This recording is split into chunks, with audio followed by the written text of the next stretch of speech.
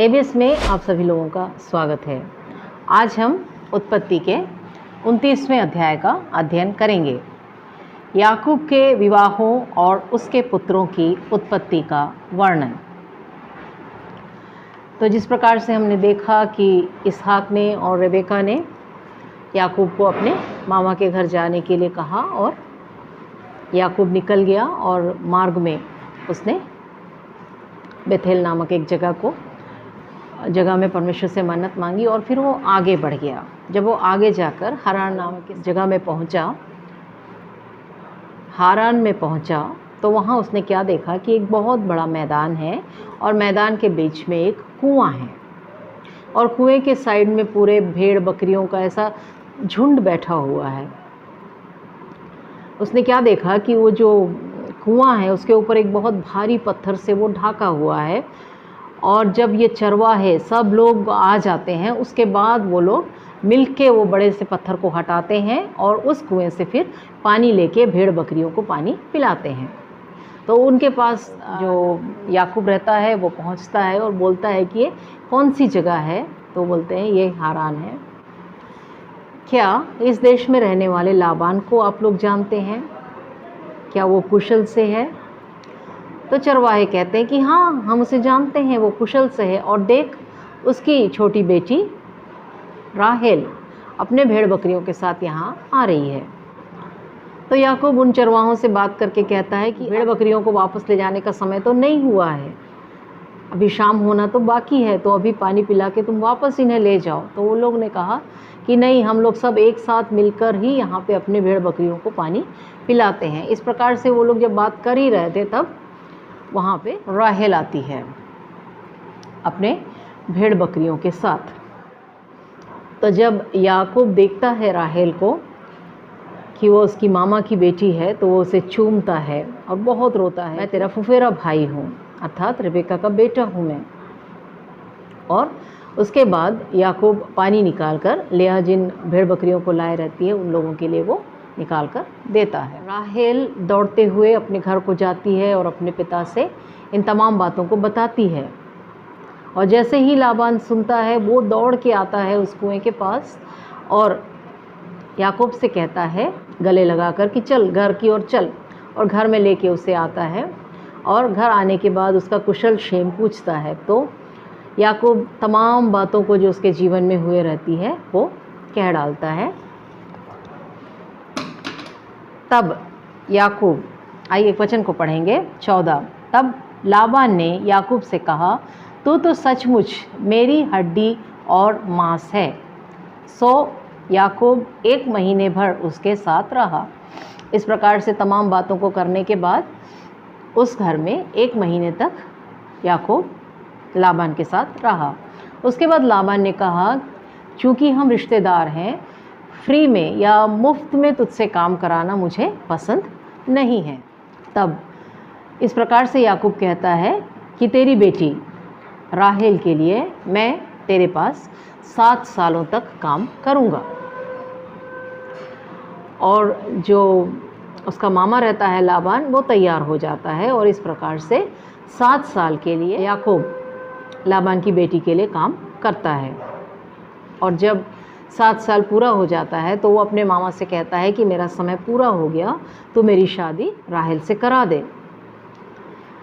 तो उसका मामा मान जाता है और उसके बाद एक बहुत बड़ा जेवनार, एक फंक्शन रखा जाता है और यह शादी की जाती है। और जब दूसरा दिन आता है तब याकूब कहता है कि ये तूने क्या किया है? मैंने तो राहेल के लिए तेरे पास 7 साल तक काम किया और अब मेरी पत्नी के रूप में तूने लिया को दिया है। लाबान ऐसा कहता है कि हमारे यहाँ ऐसी परंपरा नहीं है कि बड़ी बहन जब बिना ब्याही हो तो छोटी बहन की शादी हो जाए।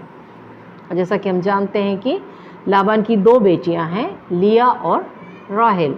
लिया की आंखें तो कुछ धुंधली सी थी, लेकिन जो राहेल थी वो बहुत खूबसूरत थी। और वास्तव में जो याकूब था वो राहेल से प्रेम करता था और इसीलिए वो 7 साल काम किया। तब उसके मामा ने कहा कि ठीक है, अभी इस सप्ताह को तू पूरा कर, उसके बाद मैं अपनी छोटी बेटी को भी तुझसे ही शादी कर दूंगा। किसी और से ब्याहने से ज़्यादा बेहतर है कि मैं अपनी बेटियों को तुझसे ब्याह दूँ। और इस प्रकार से राहेल से भी उसकी शादी वो करा देता है। और इस प्रकार से अगले 7 साल और अपने मामा के पास याकूब जो है अपने मामा के लिए अगले 7 साल और वो काम करता है। अब देखिए हम आगे पढ़ते हैं। तब याकूब राहेल के पास भी गया और उसकी प्रीति लिया से अधिक उसी पर हुई और उसने लाबान के साथ रहकर 7 वर्ष और उसकी सेवा की। तो हम देख सकते हैं कि जब दोनों लिया और राहेल दोनों से याकूब ने शादी की, लेकिन उसकी ज़्यादा रुचि या उसको ज़्यादा प्रेम राहेल से था ना कि लिया से।